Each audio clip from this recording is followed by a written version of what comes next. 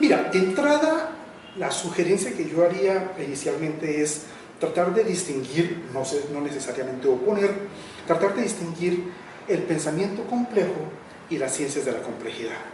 El pensamiento complejo hace referencia a la obra de un autor particular y todos sus epígonos, que se concentra en un concepto medular que es el método. Me refiero a la obra de Edgar Morin. Y de otra parte, las ciencias de la complejidad. La razón por la que yo sugiero establecer esta distinción es muy básica. Todos conocemos la obra de Edgar Morin, muy sugestiva, llena de intuiciones, él mismo un muy buen ser humano, pero lo que sabe Morin de ciencia en el sentido amplio de la palabra y lo que dice de ciencia es muy pobre, y entonces, digamos, para el mundo de hoy ya no nos sirve. Morin llegó al campo de las ciencias en general, de las disciplinas, máximo hasta los años 1980, de suerte que habría un retraso de prácticamente 40 años, es decir, 2 generaciones. Supuesta esa distinción, entonces lo que podemos decir es que nos concentramos en las ciencias de la complejidad, que es, por así decirlo, una batería de herramientas que se componen de ciencias, por tanto de disciplinas, por tanto de enfoques, de métodos, de aproximaciones múltiples, plurales, que se concentran en un tema particular, y es todos los fenómenos, los sistemas o los comportamientos que tienen alguna serie de atributos o de características, por ejemplo, turbulencias, inestabilidades, desequilibrios, equilibrios dinámicos, no linealidad, autoorganización, ausencia de control, grados de libertad. Y esa serie de atributos son los que nos interesan a los complejólogos y a las complejólogas por una razón básica. Desde cualquier punto de vista, desde el punto de vista intuitivo, emocional, categorial, qué sé yo, el más complejo de todos los fenómenos es la vida. Y entonces las ciencias de la complejidad son ciencias de la vida. Y la razón por la que nos interesa esto es justamente para afirmar, para gratificar, para exaltar, para dignificar, para llenar de contenidos a la vida en general. Un caso particular de la cual somos los seres humanos. Entonces, el pensamiento complejo no puede decir eso. Las ciencias de la complejidad lo pueden, y con mucha suficiencia. Ese es el primer elemento. Ahora bien, con respecto a tu pregunta, digamos, gestión del conocimiento, cognición, etc. Entonces voy a decir dos cosas. Uno, cada época desarrolla la ciencia que puede y cada época desarrolla la ciencia que necesita. Y para la época que estamos viviendo, latus sensu, las ciencias que hemos desarrollado, es decir, los lenguajes, las aproximaciones, los métodos de ciencia que hemos desarrollado, son justamente las ciencias de la complejidad. Sin ambaje, la punta del conocimiento pasa por esto, aquí y en Cafarnaúm, ¿cierto? Pasa por este elemento. Y entonces se trata de tratar de crear literalmente nuevos conceptos, nuevas matemáticas, nuevas herramientas tecnológicas, nuevos enfoques, qué sé yo, para tratar de entender esas cosas que allá afuera están sucediendo de la forma como a todos nos sorprende. De manera atávica, la noción de conocimiento o de cognición era eminentemente antropomórfica, antropológica o antropocéntrica. Solo los seres humanos conocían, ¿cierto? Justamente en concomitancia con los desarrollos de punta en muchos dominios, lo que hemos llegado a reconocer es que el conocimiento no es un rasgo única y distintivamente humano, es un rasgo de los sistemas vivos, justamente. Y los sistemas vivos, desde, digámoslo pedagógicamente, desde los seres humanos hacia abajo, ¿cierto? Por ejemplo, los mandibulados, por ejemplo, los vertebrados, por ejemplo, los primates, de ahí hacia abajo, las aves, ¿cómo se llama? Las bacterias, y muy recientemente incluso los virus, ¿cierto? Ya voy a hacer un elemento adicional a título puramente provocativo, son susceptibles de conocimiento. ¿Qué es conocer? Conocer significa cosas como aprender, adaptarse, jugar, resolver problemas, tener capacidad de relaciones y de conexiones. Y entonces lo que hemos descubierto, y es apasionante, es que el conocimiento del ser humano no es la única e incluso no es la mejor forma de conocimiento que existe en el mundo. Entonces, para explicitar esta idea, digamos un elemento básico. El conocimiento es aquello que a mí, quien quiera que diga yo, me sirve para vivir. Lo que facilita mi vida, lo que garantiza mi vida. Entonces, el conocimiento tiene una función selectiva, ¿cierto? Y es ese conocimiento que me ayuda a vivir, yo después lo llamo bueno o positivo o favorable o nuevo o cosas por el estilo. Y desde el punto de vista selectivo hay especies, formas, familias bastante más longevas que los seres humanos.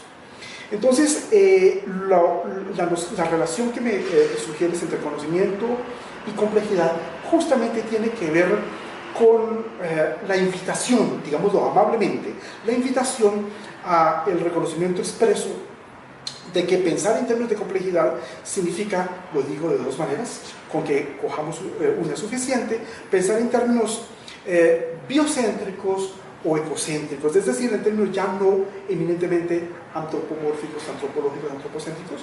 Lo que significa y es que la concepción que yo tengo, quien quiera que diga yo, de ser humano, hay muchos tipos de humanismo. El humanismo católico, el humanismo marxista, el humanismo renacentista, el humanismo griego, el humanismo... ¿Qué sé yo? No se erosiona, sino que se inscribe en un marco inmensamente más amplio. Ahora bien, tu pregunta es mucho más puntual y hace referencia a la gestión del conocimiento. Claro, el problema más importante al que nos vemos abocados hoy en día es la dificultad de que todo el mundo habla de innovación, pero hacer innovación, implementar la innovación es muy difícil. Nos llenamos la boca de innovación, por tanto, cambio, qué sé yo, pero a la hora de la verdad hay miedo y hay mucho pánico, ¿cómo se llama?, para que la innovación se implemente efectivamente. El marco, entonces, en el que la gestión del conocimiento, el marco amplio, cultural, sociológico, etcétera, en el que se incluye el tema, el problema de la gestión del conocimiento, tiene que ver con una idea muy básica, y es que algunos de nosotros creemos que existe avance en el conocimiento por vía acumulativa. En términos pedagógicos, eso se llamaría, por ejemplo, prerequisitos. Usted no puede ver cálculo 2 si no ha visto cálculo 1. Usted no puede ver geografía de Colombia si no ha visto geografía de América. No sé, estoy improvisando.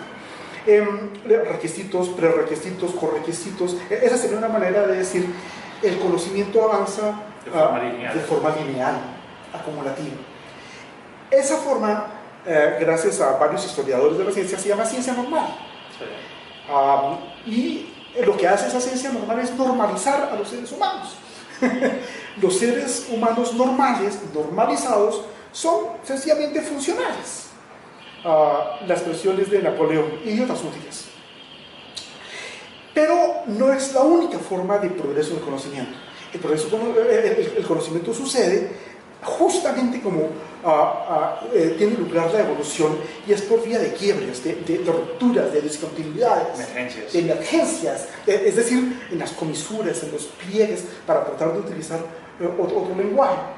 Entonces, las ciencias de la complejidad se sitúan en este otro ámbito, es decir, en un avance del conocimiento por vía de revoluciones. Y entonces hablamos de revolución científica, de revolución en el conocimiento.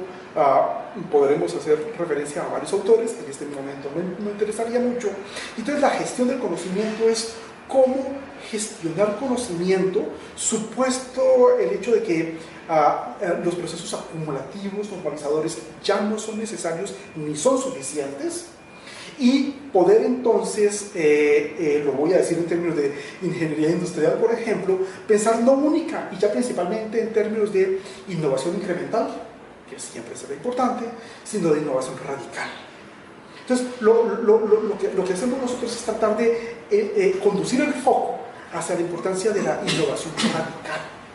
Es decir, productos, servicios, series, relaciones, conceptos, etcétera, que introduzcan un cambio, una mejora verdaderamente sustantiva y no ya puramente procedimental en el marco del conocimiento, porque nos interesa un conocimiento, eso es muy importante subrayarlo, en función de la vida, que garantice la vida.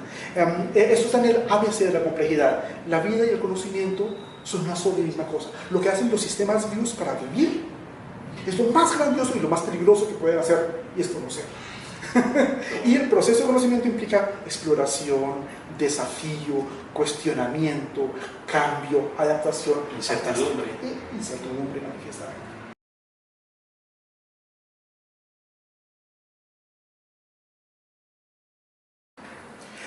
Desde luego, ninguno de nosotros ya hoy identifica paz con ausencia de conflicto, o paz con ausencia de violencia, qué sé yo. Es una comprensión demasiado pobre.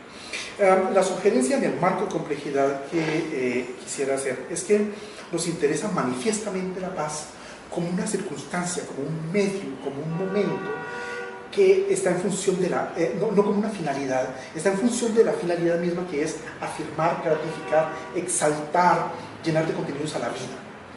En otras palabras, no nos interesa la paz como una finalidad por sí misma. Entonces, cabría hacer una referencia un poco técnica, y es que la paz, punto, tiene un referente histórico muy importante, que es la filosofía de Kant, con una serie de textos que son referencias necesarias, y la paz, punto, se puede confundir con la paz perpetua. Y la paz perpetua es la paz de los cementerios, es decir, la noción de equilibrio. Todo lo contrario a la noción de vida. Entonces, estamos desde luego juzgados por la paz, pero no como una finalidad per se, independientemente incluso de colores, de camisetas, de cachuchas, de banderas y cosas por el estilo, sino en función de la mejor de las condiciones o de las garantías para que la vida se haga posible. Entonces, quisiera decirlo en otros términos, muy, muy fuertes. Hablar de paz no necesariamente significa hablar de libertad.